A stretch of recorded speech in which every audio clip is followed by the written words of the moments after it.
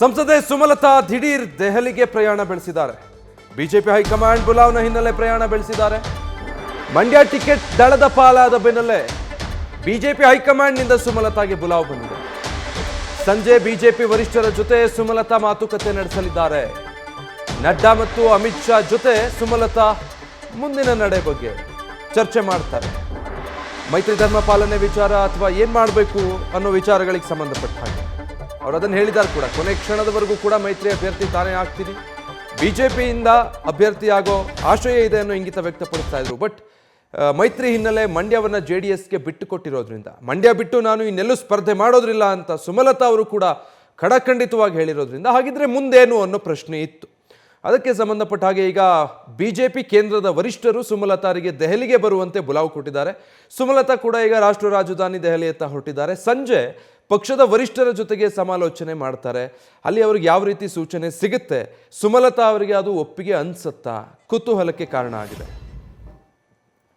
Details ಕೊಡ್ತಾರೆ Ganapati, ಲೈವ್ನಲ್ಲಿ join ಆಗ್ತಾ ಇದ್ದಾರೆ. ಗಣಪತಿ, ಮಂಡ್ಯ JDSಗೆ ಅಂತ ನಿರ್ಧಾರ ಆದಮೇಲೆ ಸುಮಲತಾ ಅವರ ಮುಂದಿನ ನಡೆ ಏನು ಅನ್ನೋದು ಪ್ರಶ್ನಾರ್ಥಕ. ಇವತ್ತಿನ ಕೇಂದ್ರ ಬಿಜೆಪಿ ವರಿಷ್ಠರ ನಂತರ ಅದಕ್ಕೇನಾದರೂ ಉತ್ತರ ಸಿಗುತ್ತಾ? ಖಂಡಿತ ವಿಜಯ್, ಯಾಕಂತಂದ್ರೆ ಸಾಕಷ್ಟು ದಿನಗಳು ಸಾಕಷ್ಟು ಚರ್ಚೆ ಆಗಿದ್ವು. ಎಲ್ಲೋ ಒಂದ್ ಕಡೆ JDS ನಾಯಕರು ಕೂಡ ಬಿಜೆಪಿ ಹೈಕಮಾಂಡ್ ನಾಯಕರನ್ನ ಭೇಟಿಯಾದ್ರು, ಸುಮಲತಾ ಅವರು ಕೂಡ ಭೇಟಿಯಾದ್ರು. ಈ ಎಲ್ಲಾ ಭೇಟಿ ಬಳಿಕ ಅಂದ್ರೆ ನಿನ್ನೆಷ್ಟೇ ಕುಮಾರಸ್ವಾಮಿ ಅವರು ಕೂಡ ಭೇಟಿಯಾಗಿ ಹೈಕಮಾಂಡ್ ನಾಯಕರ ಜೊತೆಗೆ ಚರ್ಚೆ ಮಾಡಿದ್ರು.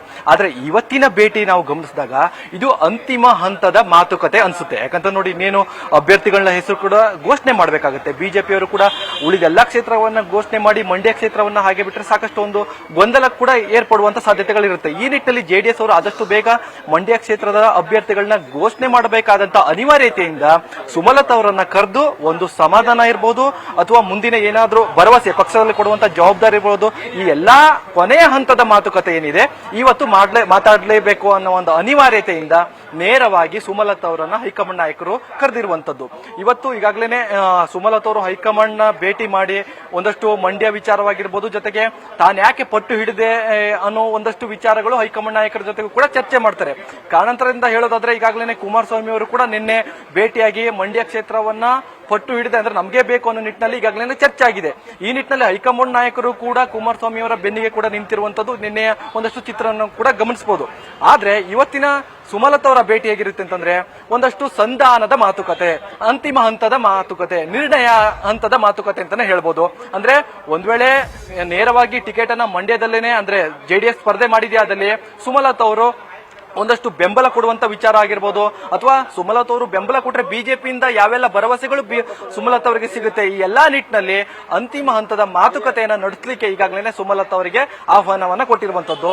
ಇನ್ನೇನು ಕೆಲವೇ ಗಂಟೆಗಳಲ್ಲಿ ನೇರವಾಗಿ ಬಿಜೆಪಿ ಹೈಕಮಾಂಡ್ ನಾಯಕರ ಜೊತೆಗೆ ಭೇಟಿಯಾಗಿ ಒಂದಷ್ಟು ಮಾತುಕತೆಯನ್ನ ಅಂದ್ರೆ ಅಂತಿಮ ಹಂತದ ಮಾತುಕತೆಯನ್ನ ಸುಮಲತಾ ಅವರು ಹೈಕಮಾಂಡ್ ನಾಯಕರ ಜೊತೆಗೆ ಅಂದ್ರೆ ಬಿಜೆಪಿ ಹೈಕಮಾಂಡ್ ನಾಯಕರ ಜೊತೆಗೆ ಚರ್ಚೆಯನ್ನ ಮಾಡ್ತಾರೆ. ಕುಮಾರಸ್ವಾಮಿ ಅವರು ಯಾವೆಲ್ಲ ಹೇಳಿಕೆಗಳನ್ನ ಕೊಟ್ಟಿದ್ದಾರೆ, ಯಾವೆಲ್ಲ ಪ್ರಶ್ನೆಗಳನ್ನ ಇಟ್ಟಿದ್ದಾರೆ, ಆ ಪ್ರಶ್ನೆಯನ್ನ ನೇರವಾಗಿ ಸುಮಲತಾ ಅವರ ಜೊತೆಗೆ ಚರ್ಚೆ ಮಾಡಿ ಒಂದು ಅಂತಿಮ ತೀರ್ಮಾನಕ್ಕೆ ಬರುವಂತ ಕೆಲಸ ಇವತ್ತು ಹೈಕಮಾಂಡ್ ಮಾಡಲಿದೆ ಅಂತಾನೆ ಹೇಳ್ಬೋದು. Vijay, thank you Ganapati. News first ನಿರ್ಭೀತಿಯಿಂದ ನಿಮ್ಮ ಪರವಾಗಿ.